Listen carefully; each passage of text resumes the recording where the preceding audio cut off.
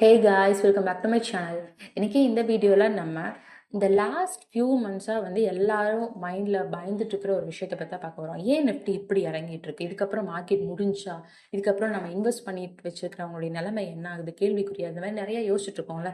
So இந்த மாதிரி பயந்துட்டு இருக்கிற நம்ம எல்லாத்துக்காகவும் ஒரு வீடியோ நிஃப்டி 50 ப்ரெடிக்ஷன் தான். அதாவது ஹிஸ்டாரிக்கில் எடுத்து நம்ம பார்க்க போகிறோம். ஸோ இந்த வீடியோ மூலமாக உங்களுக்கு ஒரு நல்ல தெளிவு கிடைக்கும் நான் நம்புகிறேன். ஸோ வாங்க வீடியோக்குள்ள போகலாம்.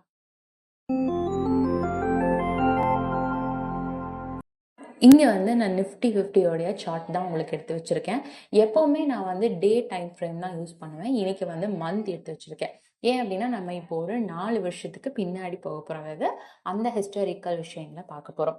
அதனால நான் மந்த் எடுத்து வச்சுருக்கேன். நீங்களும் மந்த் எடுத்து வச்சுக்கிட்டிங்கன்னா நான் சொல்கிற விஷயங்களும் உங்களுக்கு புரியும் அப்படின்னு நினைக்கிறேன். ஓகே, நான் எங்கே இருந்து ப்ரிடிக்ட் பண்ண போகிறேன், அதாவது அனலைஸ் பண்ணி வச்சுருக்கேன் அப்படின்னா 2020 ஜான்வரியிலேருந்து தான் நான் என்னுடைய அனாலிசிஸ் ஸ்டார்ட் பண்ணேன். ஸோ அங்கேருந்து நம்ம ஸ்டார்ட் பண்ணலாம்.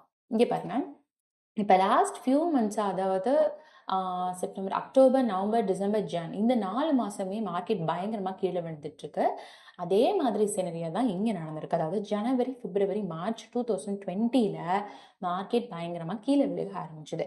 இது ஏன் கீழே விழுந்தது, எதனால இங்கே பயங்கரமாக செல் பண்ணாங்க, எல்லாரும் இன்வெஸ்டர்ஸ் எல்லாருமே செல் பண்ணிட்டாங்க அப்படிங்கிறதுக்கான ரீசன் நம்ம எல்லாத்துக்குமே நல்லாவே தெரியும் வெளிப்படையாக. என்ன அப்படின்னா 2020 நம்ம யாராலையும் மறக்கவே முடியாது, கோவிட் சீசன். ஓகேங்களா? ஸோ கொரோனாவோட அந்த ஒரு பாதிப்பு அதிகமாக உலகம் முழுசும் இருந்தனால அந்த ஒரு பேனிக்னால இன்வெஸ்டர்ஸ் எல்லாருமே என்ன பண்ண ஆரம்பிச்சாங்கன்னா பயங்கரமாக செல் பண்ண ஆரம்பிச்சாங்க.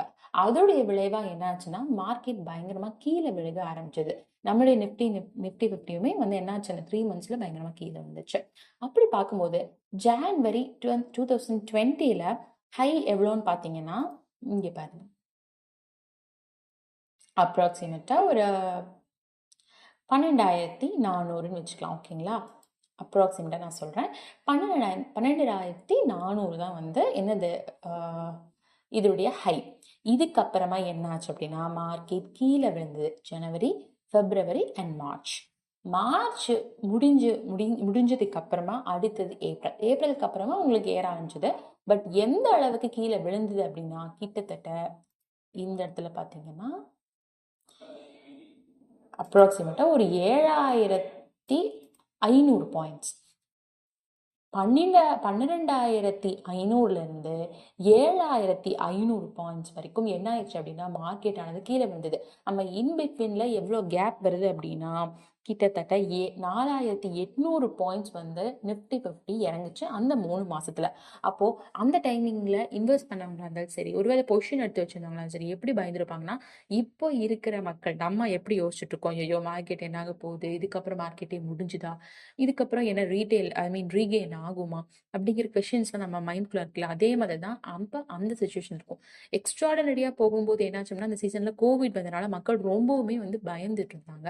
ஸோ அந்த பேனிக்னால அந்த 3 மாசத்துல மார்க்கெட் பயங்கரமா கிராஷ் ஆகி கீழே விழுந்து 4,800 பாயிண்ட்ஸ் வரையும் சரிஞ்சு எவ்வளவு 7,500 வரைக்கும் என்ன இருந்தது நின்று இருந்துச்சு.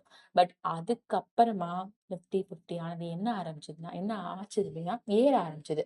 அது 2020 ஏப்ரல்ல இருந்தே நிஃப்டி 50 ஆனது ஏறுச்சு. அதாவது இந்த ரீஜியன் நான் சொல்றேன் எது வரைக்கும் அப்படின்னா 2024 செப்டம்பர் வரைக்கும் நம்மளுடைய நிஃப்டி 50 பயங்கரமா ஏற ஆரம்பிச்சது. எவ்வளவு பாயிண்ட்ஸ் ஏறுச்சு அப்படின்னா கிட்டத்தட்ட இந்த வித்தின் 53 மந்த்ஸ் இன் பிட்வீன்ல வருது உங்களுக்கு.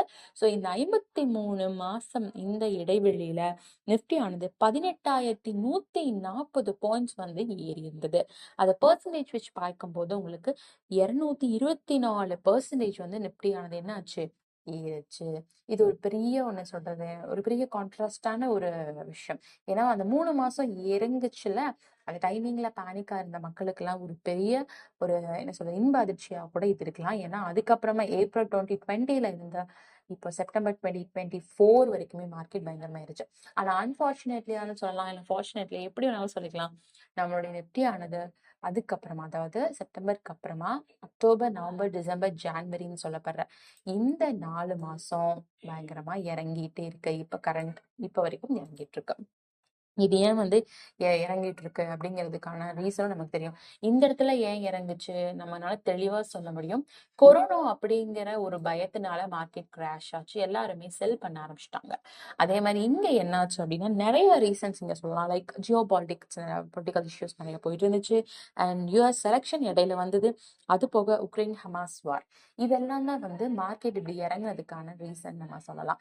அது போக ரீசன்ட் வீடியோஸ் நம்ம எல்லாருமே பார்த்துருப்போம். எஃப்ஐஐ வந்து அதிகபட்சம் நிறைய குவான்டிட்டி என்ன பண்ணாங்க அப்படின்னா செல் பண்ண ஆரம்பிச்சிட்டாங்க. அதாவது இன்வெஸ்ட் பண்ணல நம்ம இந்தியன் ஸ்டாக் மார்க்கெட்ல. அதனாலயும் மார்க்கெட் வந்து பயங்கரமா இருந்துச்சு. அதுக்கான ரீசன்ஸ் நம்ம ப்ரீவியஸ் வீடியோஸ்ல நிறைய சொல்லியிருப்பேன். ஸோ இங்க பேனிக் வந்து கொரோனானால வந்தது. ஆனா இங்க பேனிக் வந்து நிறைய ரீசன்ஸ் நான் சொன்னதுதான். அந்த Jio politics, US election and Ukraine Hamas war etcetera. ஓகேங்களா? ஸோ இப்போ இறங்கிட்டு இருக்கிற இந்த மார்க்கெட் இந்த 4 மாசத்துல எவ்வளோ பர்சன்டேஜ் இறங்கி இருக்கா அப்படின்னா கிட்டத்தட்ட 12% வந்து ஸ்டாக் மார்க்கெட் நிஃப்டி 50 என்னாச்சு அப்படின்னா இந்த 4 மந்த்ஸ்ல வந்து இறங்கி இருக்கு. இப்ப நம்ம என்ன பண்ணலாம்? பயந்துட்டு உட்கார்ந்துக்கலாமா? இல்ல என்ன இதுல இங்க நம்ம என்ன யோசிக்கணும் அப்படிங்கிறத நான் சொல்றேன். அதாவது எப்பவுமே வந்து ஒரு விஷயம் மார்க்கெட்ல ஸ்டாக் மார்க்கெட்டை பொறுத்தவரைக்கும் ஒண்ணு சொல்லுவாங்க. பை ஆன் டிப்ஸ் அப்படின்னு சொல்லுவாங்க. மார்க்கெட் கீழ இறங்கும்போது சில பேர் பார்த்தீங்கன்னா, மார்க்கெட் கீழ இறங்கும்போது பை பண்ணி வைப்பாங்க. ஸோ அது ஒரு நல்ல ஒரு லாஜிக். ஏன்னா எப்பவுமே வந்து மார்க்கெட் கீழ விழுந்துட்டே இருக்காது. அது ஒரு என்ன சொல்றது? ஒரு சின்ன கரெக்ஷன் குடுத்துட்டு கண்டிப்பா மேல ஏறும். ஆர் வேர்ல்டுல நடக்கிற சில விஷயங்கள்னால மார்க்கெட் வந்து அஃபெக்ட் ஆகுறதுனால கீழ இறங்குனாலுமே சீக்கிரமா அது ரீகெயின் ஆகி மேல வந்துரும். ஸோ இந்த டைம் வந்து நீங்க ஒரு ஆப்பர்ச்சுனிட்டியா நீங்க யூஸ் பண்ணலாம். அதனால தான் இத பை ஆன் டிப்ஸ் அப்படின்னு சொல்றேன். ஆனா நீங்க வந்து ஒரே ஒரு ஸ்டாக்ல நீங்க வந்து இன்வெஸ்ட் பண்ணணும்னு நான் சொல்லல. நீங்க வந்து உங்களுடைய அமௌண்ட்ட எப்படி இன்வெஸ்ட் பண்றீங்க அப்படின்னா, பிரிச்சு இன்வெஸ்ட் பண்ணலாம். அதாவது 20, 30 ஒரு 50 அந்த மாதிரி பெர்சன்டேஜ் பிரிச்சு நீங்க என்ன பண்ணலாம், கொஞ்சம் ரேஷியோல நீங்க இன்வெஸ்ட் பண்ணி வச்சா நல்லா இருக்கும். அதுக்கு ஃபார் எக்ஸாம்பிள் என்ன பண்ணலாம் அப்படின்னா, என்ன சில ஸ்டாக்ஸ் நிறைய ஸ்டாக்ஸ் இருக்கு இந்தியன் ஸ்டாக் மார்க்கெட்ல.